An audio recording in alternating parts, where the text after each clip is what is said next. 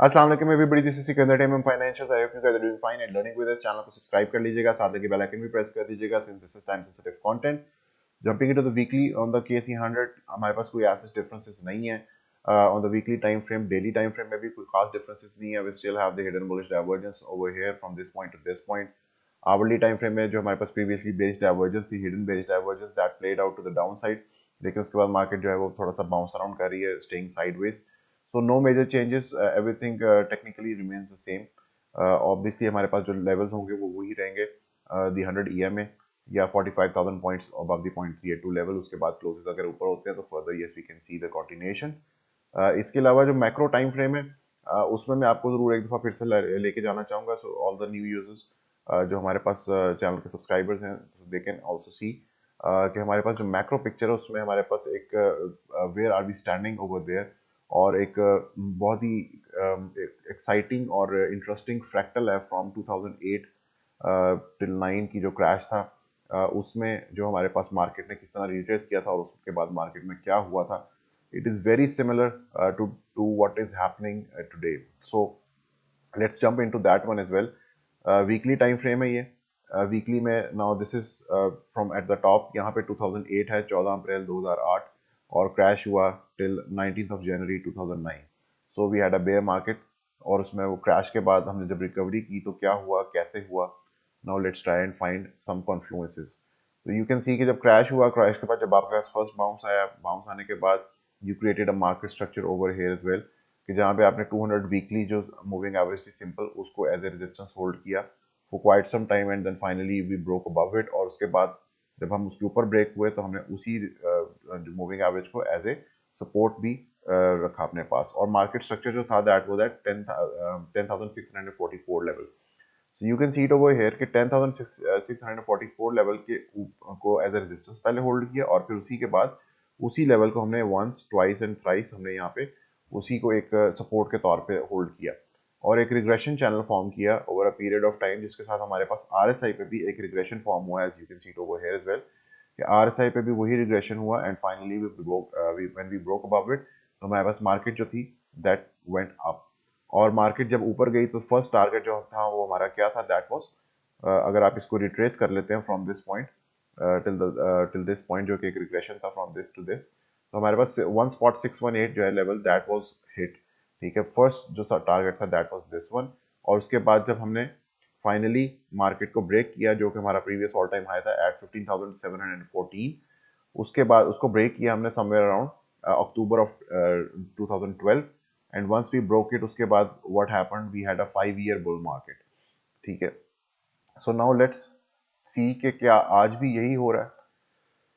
So this is today, and this is the crash from after the the all time high on 22nd of May 2017, और उसके बाद market में crash हुई all the way up till March of 2020। उसके बाद जो हमारे पास एक मार्केट स्ट्रक्चर क्रिएट हुआ, दैट वाज दिस लेवल। ठीक है, 43,243 लेवल।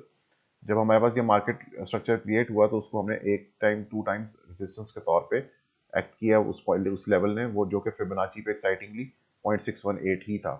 ठीक है, अब उसके बाद हमने उसी स्ट्रक्चर को जब ब्रेक किया to the upside, we were holding it as a support. ठीक है, यहाँ पे हमने उसी को सपोर्ट के तौर पे भी होल्ड किया। जब सपोर्ट के तौर पे होल्ड किया तो we were above 0.618 level. Previously भी 0.618 लेवल के आसपास ये सब हो रहा था, और मार्केट स्ट्रक्चर के पहले नीचे हो रहा था, और उसके बाद मार्केट स्ट्रक्चर के ऊपर उसको एज ए सपोर्ट होल्ड करके हो रहा था। Same regression we can see on the RSI as well, कि आरएसआई भी उसी रिग्रेशन में थी when we were in a regression channel over here. तो रिग्रेशन चैनल भी वही है, सेम टू सेम आरएसआई भी वही है। ठीक है, दोनों में अब यहाँ पे भी हमारे पास 3 स्टेप्स आरएसआई ने 50 लेवल के नीचे किए ओवर हियर, जबकि आप 2008 वाले फ्रैक्टल में भी अगर आप जाके देखेंगे तो यू कैन सी कि हमारे पास 1, 2 and 3 steps below the 50 level है on the RSI as well. ठीक है, very similar, almost it is like identical, कि जिस तरह किसी ने मार्केट जो है वो बिल्कुल इस फ्रैक्टल के ऊपर चलाई है। सो you can see it over here कि हमारे पास वही रिग्रेशन चैनल है। इट जस्ट लुक लाइक्स कि वही चीज हो रही है। अगर मैं अगला वाला डाटा खत्म कर दूं, ईयर चेंज कर दूं, तो यू विल बी सरप्राइज्ड कि is it the same year, और we are seeing this back in 2011 and 12। So you can see कि यहाँ पे हमारे पास जो फर्स्ट टारगेट था वो हिट हुआ 1.618 का after we broke this regression.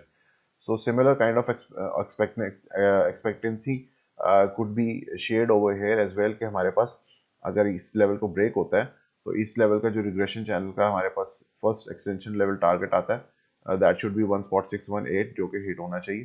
So this is the regression, और हमारे पास उस रिग्रेशन की रिट्रेसमेंट में 0.618 is also aligned with the previous all time high just nearby that 52,793 points. So very similar situation is going on. History may repeat itself. Sorry, history may not repeat itself, but would definitely rhyme. ये एक जो है एक कहावत है. So let's see what kind of future do we hold for the market. क्योंकि obviously nobody knows the future, और आज जो fundamentals हैं market के लिए obviously they won't last forever. तो fundamentals need to change, और वो जब चेंज होते हैं तो मार्केट्स भी चेंज होती हैं. सो ऑफ कोर्स जब भी मार्केट बॉटम आउट होती है तो कभी अच्छे सिनेरियोज में नहीं होती है. Market bottoms out at the worst scenarios. वो अक्सर वो हमारे यहाँ पे लोग भी कहते हैं ना कि क्या कहते हैं कि वर्स्ट पॉसिबल टाइम पे मुझे ये मुसीबत पड़ गई. लेकिन मुसीबत जो होती है वो कभी अच्छा टाइम देख कर तो आती नहीं है, और मुसीबत होती भी है कि वो बुरे टाइम में ही आपको प्रॉब्लम क्रिएट करे. सो मार्केट में भी जो फंडामेंटल्स हैं वो नेगेटिव रहेंगे at the worst possible situation. लेकिन अक्सर क्या होता है कि if you see it in a long term, तो होता ही है कि वही those are the times when you need to get into the market when the fundamentals are at worst. मैं ये नहीं कह रहा हूँ कि आप इसमें डेफिनेटली जाएं. You should do your own due diligence. I just wanted to bring it to your attention because because the market fractal is so much similar back in to this fractal 2008 and 11. तो उसमें जो attention है, of course it this cannot be ignored, and I just wanted to bring it to your attention, क्योंकि हमारे पास अगर market इसी तरह से प्ले करती है तो जो इसका जो ओवरऑल टारगेट है या इसका जो अगला स्टेप है, that was actually a 5 year bull market.